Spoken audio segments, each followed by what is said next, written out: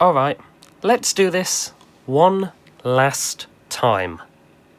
Hello, I'm Aidan, and you are the listener, and this is Switching to the Future, a lame short podcast where I discuss the latest in regards to Nintendo and give my opinions on things during the segments that I like to call Topic of the Week.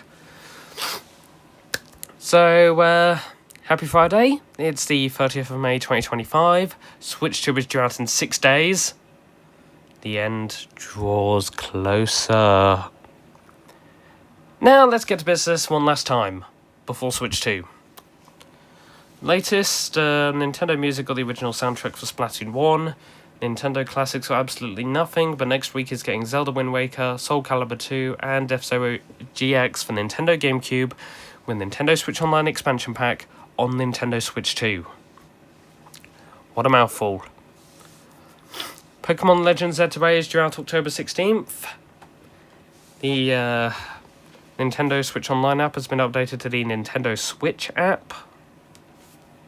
And new Switch system update came out, updating the Switch Online app on the console. No, that's still called Nintendo Switch Online, but it's heavily updated and much better than it used to be.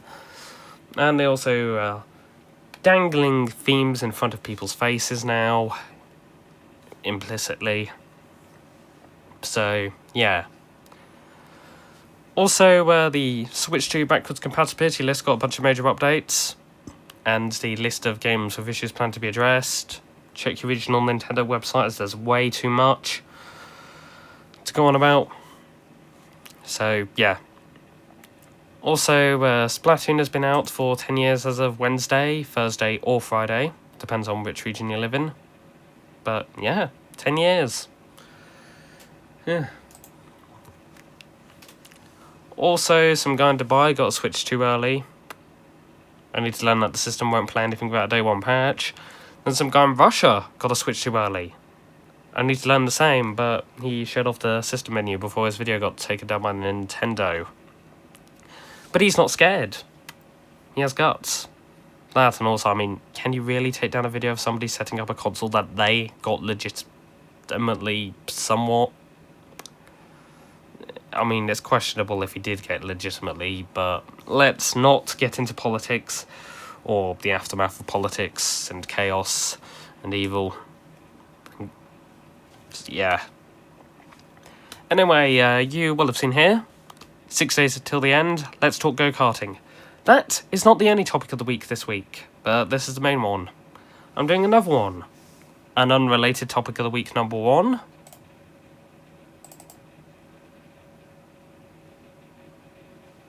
Dunking on the competition.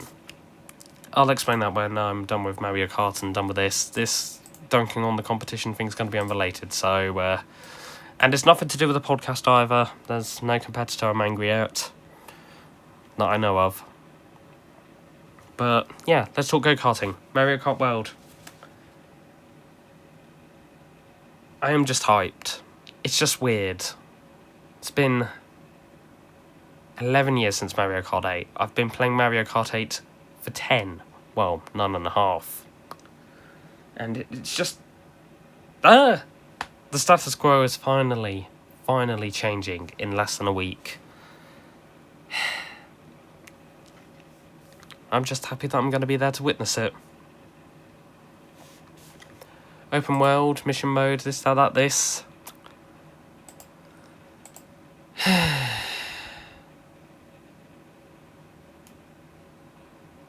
hyped. I really am hyped. Anyways, that's the end of... I really do not have too much to say this week. I've had a bit of a cold in regards to that, and also I want to put all my energy into the unrelated topic of the week, so, yeah. This is Switching to the Future. I hope you enjoyed listening this week. And now to hear me rant about Sony.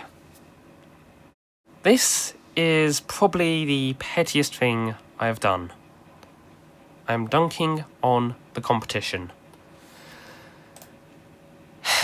So, 1 year ago, May 30th, 2024, I went somewhere nice, had a nice Subway sandwich for lunch, toasted cheese and ham. Yeah, it's simple, but delicious.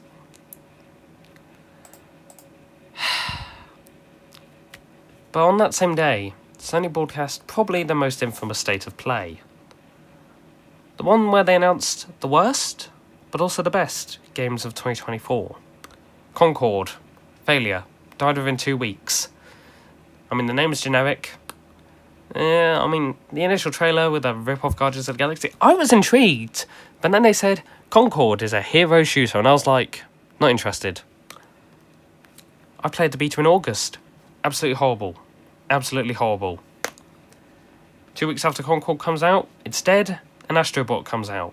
Greatest game of 2024, and I honestly thought game developers would begin to learn from it. And we can't fully say the aftermath of Astrobot yet. But we can say that Concord has clearly stated nobody wants to pay big money for a live service game that nobody has ever heard of. And yet Sony is going ahead completely with that again with Marathon this September. Probably going to be in the £35 price range like Concord. Requires PS Plus. But Marathon has 2 worse things to make up for the fact that Marathon is a somewhat known name by the Xbox people. Oh, and also the game is coming out on Xbox. But it has 2 major problems. Number 1, you can't play the game alone. No solo queuing. Absolutely stupid. You need a friend who owns the game to even play it. That is just... How stupid can you be? You expect 2 people to pay £35 for a game, and pay £60 a year for the online subscription to even be able to... Oh, no, 3 people. Trios. You expect 3 people to spend £35 on a game, then spend £60 on an online subscription.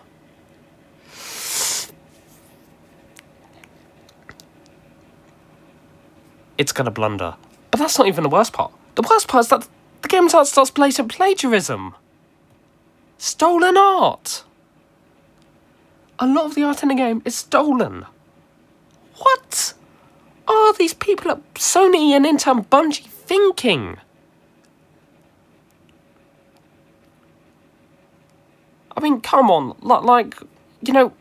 Maybe if they did Concord a bit like how Nintendo does Splatoon, where it's a mostly online experience, but there's a little bit of offline, even if it was just a glorified tutorial that people end up overly beloving later on. That would have been better than an online-only game that nobody wants to buy. Even if the story was, oh, the bad guy has stolen this, we gotta get after him with extreme prejudice. Like Splatoon. That would have been much more popular, because people would have an offline mode to play. But no. Concord was a flop, and Sony seems to have taken absolutely no actions to stop Marathon from meeting probably a just as bad fate. Well, other than, oh, we're going to put it on Xbox, that will solve all our problems. No, it won't! Oh, but Helldivers, that succeeded. How did Helldivers succeed? Helldivers 1 had a fan base that was loyal. Helldivers 2 also has the advantage of solo queuing, not being class-based. Extremely funny marketing, as there's extremely generic marketing. And... what was it? It's just a fun game. Concord wasn't. Marathon doesn't seem to be. But hey, Sony is probably not going to learn from this. If they learned, they would probably have immediately gathered some people together. We need a new Astrobot. We need a new Little Big Planet. Now, Little Big Planet... Now, yeah, I do sound a bit spiteful with that, but like...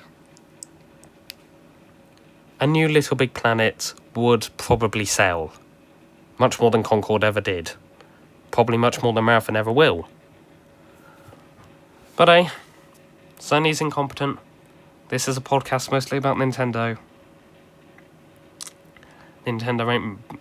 Unless DragX Drive is online only, Nintendo's not making the same blunders.